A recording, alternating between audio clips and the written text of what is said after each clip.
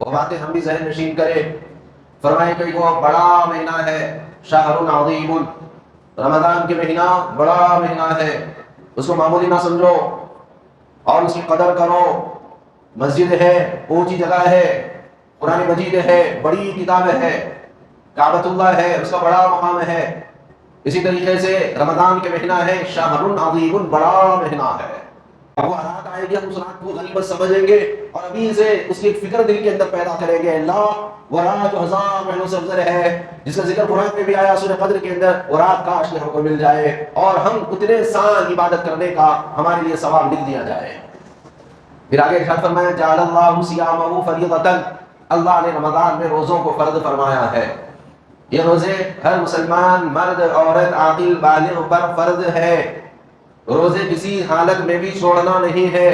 نماز یہ پوری زندگی بھر ہے، سال بھر ہے، لیکن روزہ صرف ایک مہینہ ہوتا ہے.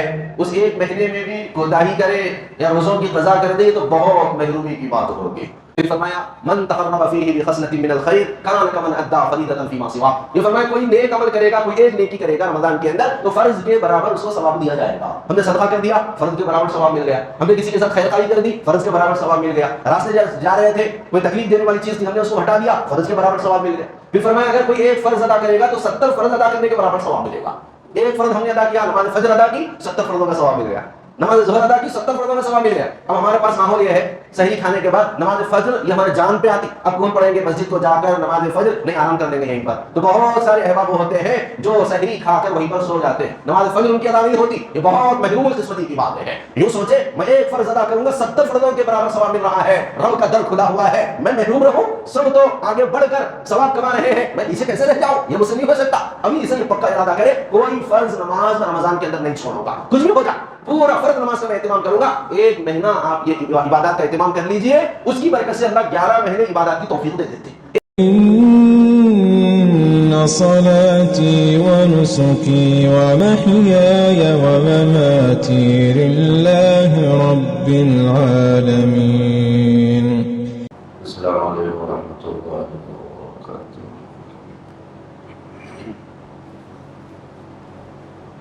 الحمد للہ نحمده ونستعینه ونستغفره ونؤمن به ونتوکل علیہ ونعوذ باللہ من شرور انفسنا ومن سیئات اعمالنا. من يهده الله فلا مضل له ومن يضلله فلا هادي له. ونشهد ان لا اله الا الله وحده لا شريك له. ونشهد ان سيدنا ومولانا وحبيبنا وشفيعنا وسندنا محمدا عبده ورسوله صلى الله تعالى عليه وعلى آله وأصحابه وبارك وسلم تسليما كثيرا كثيرا. أما بعد، عن سلمان الفارسي رضي الله عنه قال خطبنا رسول الله صلى الله عليه وسلم في آخر يوم من شعبان فقال يا أيها الناس قد أضلكم شهر عظيم، شهر مبارك، شهر فيه ليلة خير من 1000 شهر. جعل الله صيامه فريضة وقيام ليله تطوعا. من تقرب فيه بخصلة من الخير كان كمن ادعى فريضة فيما سواه أو كما قال عليه الصلاة والسلام. محترم المقام حضرت سامعین کرام، عزیز نوجوانوں، ساتھیوں، رمضان المبارک کی آمد ہے اور بالکل وہ مبارک مہینہ ہم سے قریب ہے. وہ برکتوں والا اور رحمتوں والا مہینہ جس کو انشاءاللہ ہم پائیں گے اس رمضان کے شروع ہونے سے پہلے حضور اکرم صلی اللہ علیہ وسلم کا ایک معمول مبارک تھا جو حدیث مبارکہ میں بیان کیا گیا۔ خیال ہوا کہ اسی کو آپ کے سامنے رکھا جائے۔ یہ بیہقی کی روایتیں ہے، مشکات المصابیح میں بھی درج ہے۔ حضرت سلمان فارسی رضی اللہ عنہ سے مروی ہے،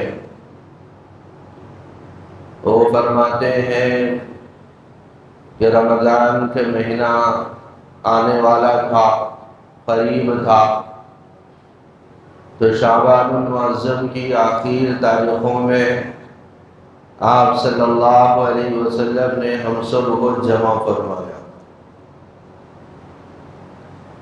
اور جمع کرنے کے بعد آپ نے اس رمضان کو کیسے گزارا جائے، اس رمضان کی کیا کیا فضیلتیں ہیں، اور اس رمضان کی کیا اونچی اور بڑی عباداتیں ہیں، تفصیل سے بیان فرمایا۔ اور آج ضرورت بھی اس بات کی ہے کہ ہم بار بار رمضان کے آنے سے پہلے اس کی عبادات کو، اس مہینے کی عظمت کو، اس مہینے کے احترام کو خوب سمجھ لیں، تاکہ رمضان آنے کے بعد کوئی بے احتیاطی اور کوئی بد پرہیزی اور کوئی بے احترامی رمضان کی ہم سے نہ ہو۔ آپ صلی اللہ علیہ وسلم نے فرمایا، یا ایھا الناس، اے لوگو، قد اضلکم شہر عظیم، شہر مبارک، شہر فیہ لیلۃ خیر من الف شہر۔ سب سے پہلے 3 باتیں آپ نے ارشاد فرمائی مہینے سے متعلق، وہ باتیں ہم بھی ذہن نشین کریں۔ فرمائے کہ وہ بڑا مہینہ ہے، شہر عظیم، رمضان کے مہینہ بڑا مہینہ ہے، اس کو معمولی نہ سمجھو اور اس کی قدر کرو۔ مسجد ہے، اونچی جگہ ہے، قرآن مجید ہے، بڑی کتاب ہے، کعبۃ اللہ ہے، اس کا بڑا مقام ہے۔ اسی طریقے سے رمضان کے مہینہ ہے، شہر عظیم، بڑا مہینہ ہے، تو اس کی دل سے اس کا ادب کرو، اس کا احترام کرو۔ فرمائے شہر المبارک، دوسری چیز ارشاد فرمائی وہ ایک مبارک مہینہ ہے، اللہ کی رحمتیں بندوں پر برستے رہتی ہے۔ اب آپ سوچئے کون سے بندوں پر اللہ کی رحمت برسے گی؟ جو روزے رکھے گا، جو تراویح پڑھے گا، جو قرآن سنے گا، قرآن کی تفسیر سنے گا، صدقہ خیرات کرے گا، تو اس کے لیے اللہ کی رحمت آئے گی اور ڈھانک لے گی۔ شہر المبارکون، ایک بابرکت مہینہ ہے۔ فرمایا شہر فیہ لیلۃ خیر من الف شہر، ایک رات ہے جو 1000 مہینوں سے افضل ہے، جس کو ہم شب قدر کہتے ہیں، قدر والی رات۔ اس واسطے ذہن ابھی سے بنایا جائے۔ ہم تو گناہوں والی زندگی، معصیتوں والی زندگی گزار رہے ہیں۔ خدا کرے کہ رمضان آئے تو ہم اس کی زیادہ سے زیادہ فکر کر کے اس کی رحمتیں اور برکتیں حاصل کرنے والے ہم بن جائیں۔ اس واسطے بار بار اندر سے ہمارے یہ جذبہ ہونا چاہیے اور یہ کڑھن اور فکر پیدا ہونا چاہیے۔ اس واسطے مکمل کے مکمل روزے رکھنا ہے۔ کوئی بیمار ہے، کسی کے پاس صحت نہیں ہے، تو وہ ابھی سے تدبیریں اختیار کرے۔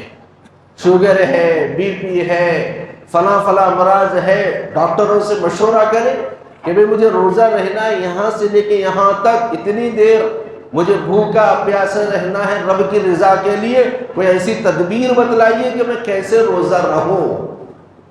تو تدبیر اختیار کرے، اگر اس کے باوجود نہ رکھ سکے تو اللہ کے یہاں معاف ہے۔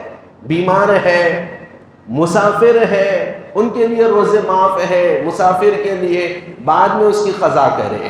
اور اگر کوئی شخص بیمار پڑ جائے وقتی طور پر، یا ایسا ہو کہ وہ بالکل روزہ نہیں رکھ سکتا، تو ان کے مسائل الگ ہیں۔ ورنہ تو ہر ایک ایمان والے کو اس بات کی فکر کرنا چاہیے کہ میں مکمل 30 روزے رکھوں گا، یہ اللہ نے مجھ پر فرض فرمایا ہے۔ شاپنگ کی خاطر روزہ نہیں چھوڑوں گا، کاروبار کی خاطر روزہ نہیں چھوڑوں گا، گھر میں دعوت ہے اس کے لیے روزہ نہیں چھوڑوں گا۔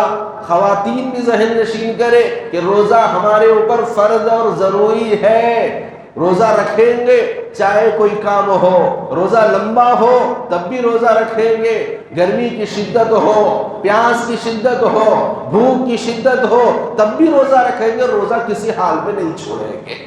جعل اللہ صیامہ فریضۃ، روزے کو اللہ نے فرض فرمایا ہے۔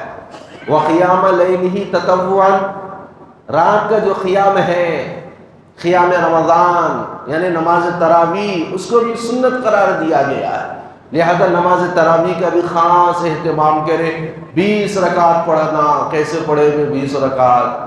اگر کوئی یہ سوچے گا کہ وہ 20 رکعت ہے اور اتنا وقت لگے گا اور اتنی دیر ٹھہرنا پڑے گا، تو وہ تراویح نہیں پڑھ سکے گا۔ اور اگر کوئی یہ سوچے گا کہ بھئی رب کی عبادت کا مجھے موقع ہے، رب کا حکم ہے، 20 رکعت تراویح میں خشوع سے پڑھوں گا، سال بھر میں 11 مہینے تو اتنی یہ خاص عبادت نہیں ہے، صرف رمضان کے اندر ہے، ایک مہینہ 20 رکعت پڑھنا کیا بڑی بات ہے، میں پڑھوں گا۔ ابھی سے یہ عزم کرے، ابھی سے یہ ارادہ کرے کہ 20 رکعت مکمل اہتمام سے میں پڑھوں گا۔ بہت سارے اس تعلق سے یوں سمجھتے ہیں کہ بھئی روزہ رکھ لیے کافی ہے، 5 وقت نماز پڑھ لے رہے کافی ہے۔ نہیں، تراویح بھی رمضان کا ایک عظیم حصہ ہے۔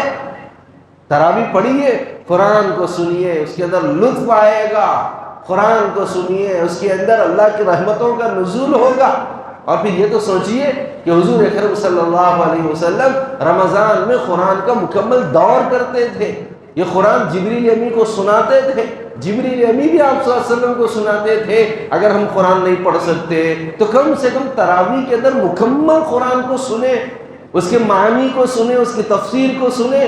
سال میں ایک مرتبہ اگر ہم کو یہ موقع مل رہا ہے تو کتنی خوش نصیبی کی بات ہے۔ اب یہ سوچ کے کہ 20 رکعت پڑھنا مجھ سے نہیں ہو سکتا، میرے لیے کاروبار ہے، کاروبار آپ کا ہو، مصروفیات آپ کی ہو، لیکن یہ ٹھان لیا کہ مجھے تو پڑھنا ہے۔ رمضان کا لطف دیکھیے آپ، اس کے بعد جو روزوں جس سے روزے نہیں ہوتے، تراویح نہیں ہوتی، تو انہیں کوئی رمضان کی وہ خاص برکتیں انہیں حاصل نہیں ہوتی۔ اس واسطے تراویح کا خاص اہتمام۔ وقیام لیلہ تطوعا، آپ 5 دن میں قرآن پڑھیں، 10 دن میں قرآن پڑھیں، 20 دن میں پڑھیں، لیکن یوں سوچے کہ تراویح تو رمضان بھر ہے، 10 دن میں اگر میرا قرآن مکمل ہو رہا ہے تو تراویح ختم نہیں ہوئی، مجھے تو چاند دیکھنے سے تراویح شروع کرنا ہے، چاند دیکھنے پر شروع کرنا ہے، چاند دیکھنے پر تراویح کو ختم کرنا ہے۔ وہ اہتمام تراویح کا ہمارے اندر ہونا چاہیے۔ آپ صلی اللہ علیہ وسلم نے فرمایا قیام لیلہ تطوعا، پھر فرمایا من تقرب فیہ بخصلۃ من الخیر کان کمن ادی فریضۃ فیما سواہ۔ یہ فرمایا کوئی نیک عمل کرے گا، کوئی ایک نیکی کرے گا رمضان کے اندر تو فرض کے برابر اس کو ثواب دیا جائے گا۔ ہم نے صدقہ کر دیا، فرض کے برابر ثواب مل گیا۔ ہم نے کسی کے ساتھ خیر خواہی کر دی، فرض کے برابر ثواب مل گیا۔ راستے جا رہے تھے، کوئی تکلیف دینے والی چیز تھی، ہم نے اس کو ہٹا دیا، فرض کے برابر ثواب مل گیا۔ پھر فرمایا اگر کوئی ایک فرض ادا کرے گا تو 70 فرض ادا کرنے کے برابر ثواب ملے گا۔ ایک فرض ہم نے ادا کیا، نماز فجر ادا کی، 70 فرضوں کا ثواب مل گیا۔ نماز ظہر ادا کی، 70 فرضوں کا ثواب مل گیا۔ اب ہمارے پاس ماحول یہ ہے سحری کھانے کے بعد نماز فجر یہ ہمارے جان پہ آتی. اب کون پڑھیں گے مسجد کو جا کر نماز فجر؟ نہیں، آرام کر لیں گے یہیں پر. تو بہت سارے احباب وہ ہوتے ہیں جو سحری کھا کر وہیں پر سو جاتے ہیں، نماز فجر ان کی ادا نہیں ہوتی. یہ بہت محروم القسمتی کی بات ہے. یوں سوچے میں ایک فرض ادا کروں گا 70 فرضوں کے برابر ثواب مل رہا ہے، رب کا در کھلا ہوا ہے، میں محروم رہوں؟ سب تو آگے بڑھ کر ثواب کما رہے ہیں، میں پیچھے کیسے رہ جاؤں؟ یہ مجھ سے نہیں ہو سکتا. ابھی سے یہ پکا ارادہ کرے کوئی فرض نماز میں رمضان کے اندر نہیں چھوڑوں گا، کچھ بھی ہو جائے پورا فرض نماز کا میں اہتمام کروں گا. 1 مہینہ آپ یہ عبادات کا اہتمام کر لیجئے، اس کی برکت سے اللہ 11 مہینے عبادات کی توفیق دے دیتے. 1 مہینہ فرائض کی پابندی کر لیجئے، انشاءاللہ سال کے 11 مہینے اللہ تبارک و تعالیٰ توفیق دے دیتے، بار بار مسجد میں آنے کی 5 وقتہ نماز پڑھ دیتے. پھر آگے آپ صلی اللہ علیہ وسلم نے ارشاد فرمایا ہوا شہر الصبر، یہ رمضان کا مہینہ صبر کا مہینہ ہے. اس واسطے کہ آدمی کو پریشانیاں ہوتی ہے، روزے کی وجہ سے تھکاوٹ ہوتی ہے، بے چینی ہوتی ہے، بے قراری ہوتی ہے، لیکن صبر کرنے کی تلقین دی گئی ہے. اور فرمایا صبر ثواب الجنہ، صبر کا بدلہ جنت اللہ تبارک و تعالیٰ عطا فرمائیں گے. اس واسطے روزہ رکھ کر، تراویح پڑھ کر، سحری کھا کر صبر سے رہے، بے صبری نہ کرے. روزہ رکھے ہوئے ہیں، غصہ آ رہا، بیوی کے اوپر غصہ نکال دے رہے، غصہ آ رہا کام کرنے والے بچوں کے اوپر غصہ نکال دے رہے، روڈ کے اوپر گئے تھوڑا غصہ آیا دوسروں کو دیدے دکھا دیے. نہیں، ایسا نہیں، بلکہ صبر کا مہینہ ہے. اس واسطے فرمایا کہ روزہ رکھو تو صبر سے رہو، تراویح پڑھو تو اطمینان سے 20 رکعت تراویح، سحری کے اندر صبر کا مظاہرہ کرو کہ اس کے اندر مشقتیں بھی ہوگی تو وہاں پر صبر کرنا ہے. جس طریقے سے حاجی لوگ حج پر جاتے ہیں تو وہاں پر بھی صبر سے کام لینا پڑتا. کبھی مزدلفہ میں ہے، کہیں مینا پر ہے، اور کہیں عرفات میں ہے، کہیں جمرات پہ ہے، ڈھکم پیل ہو رہی ہے، کوئی ادھر سے ڈھکل رہا ادھر سے ڈھکل رہا، صبر سے ہمت سے رہنا پڑتا ہے. اسی طرح رمضان کے اندر بھی فرمایا یہ صبر کا مہینہ ہے. اور فرمایا شہر المواسات، یہ غم خاری کا مہینہ ہے، یعنی ہمدردی کرنا لوگوں کے ساتھ. بھئی میرے پاس تو افطار کا سامان ہے، سحری کا سامان ہے، فلاں کے پاس ہے یا نہیں ہے معلوم کر کے اس کے لیے سحری کا بندوبست کر دوں، اس کے لیے افطار کا بندوبست کر دوں. میرے پاس تو اللہ کے فضل سے بہت کچھ ہے، جس کے پاس نہیں ہے میں اس کو تلاش کر کے اس کا بھی ایسا بندوبست کروں تاکہ وہ بھی روزے رہ سکے. اس طرح وہ جذبہ ہونا چاہیے. شہر المواسات، یہ غم خاری کا مہینہ ہے. میں دوسروں کو پلاؤں، میں دوسروں کو اڑاؤں، میں دوسروں کو کھلاؤں، میں دوسروں کی ہیلپ کروں، میں دوسروں کی مدد کروں، یہ جذبات ہمارے اندر ہونا چاہیے. یہ آپ صلی اللہ علیہ وسلم نے ارشاد فرمایا. پھر فرمایا شہر یزاد فیہ رزق المومن، اس مہینے میں رزق بڑھا دیا جاتا ہے، ہر ایک مومن کا رزق بڑھا دیا جاتا ہے. تو یہ سوچے کہ روزی سب کی بڑھ رہی ہے، میں دوسروں کو دوں گا، اللہ اور اس کے اندر اضافہ کریں گے. اس واسطے خرچ کرنے میں پیچھے نہ ہٹے، بے درے خرچ کرے. اللہ تبارک و تعالیٰ بھی در کھول دیتے ہیں، وہاں سے بھی لوگوں کے لیے روزی کے انوار و برکات اور روزی میں اضافہ اترا جاتا ہے. اور پھر آپ صلی اللہ علیہ وسلم نے فرمایا جو کوئی کسی کا روزہ افطار کرا دے تو 3 انعامات اس کو ملتے ہیں. ایک تو یہ کہ اس کے تمام گناہ معاف ہو جاتے ہیں. ہم نے کسی کا روزہ کھلوایا تو یہ ہے پہلا انعام، یہ ہے کہ تمام گناہ معاف کر دیے جاتے ہیں. اور دوسرا انعام یہ کہ جہنم سے آزاد کر دیا جاتا. اور تیسرا انعام یہ کہ روزے دار کے برابر اس کو بھی ثواب دیا جاتا. اس واسطے اس کا بھی خاص اہتمام کہ اللہ نے ہم کو مال دیا ہے، پیسہ دیا ہے، تو دوسروں کے لیے افطار کا بندوبست کرے، دوسروں کا روزہ کھلوائے، لیکن اس کے اندر ریاکاری نہ ہو، اس کے اندر دکھلاوا نہ ہو، اس کے اندر پبلکسٹی نہ ہو، اس کے اندر شہرت نہ ہو، بلکہ نیت یہ ہو کہ میں دوسروں کا روزہ اس واسطے کھلوا رہا ہوں، افطار اس واسطے کرا رہا ہوں تاکہ مجھے یہ 3 انعامات ملے، میرے گناہ معاف ہو جائے، میں جہنم سے آزاد ہو جاؤں اور روزے داروں کے برابر مجھے ثواب ملے. اس واسطے حسب استطاعت ہر ایک کو یہ عمل کرنا چاہیے. اور صحابہ نے عرض کیا اللہ کے رسول صلی اللہ علیہ وسلم کسی کے اندر اتنی استطاعت نہیں ہوتی کہ وہ کسی کا روزہ کھلوائے، کسی کو روزہ کرائے، افطار کرائے، تو آپ صلی اللہ علیہ وسلم نے فرمایا اگر اتنی استطاعت نہیں ہے تو ایک گھونٹ پانی پلا دو، یا ایک کھجور سے افطار کرا دو، یا ایک گھونٹ لسی پلا دو، اس پر بھی اللہ وہ ثواب عطا فرمائیں گے۔ البتہ جو پیٹ بھر کر کھلائے گا تو اللہ اس کو آخرت میں حوض کوثر سے میرے ایسا پانی پلائیں گے کہ جنت میں داخل ہونے تک پیاس نہیں لگے گی۔ ان کا ثواب الگ ہے جو پیٹ بھر کر کھلائیں گے۔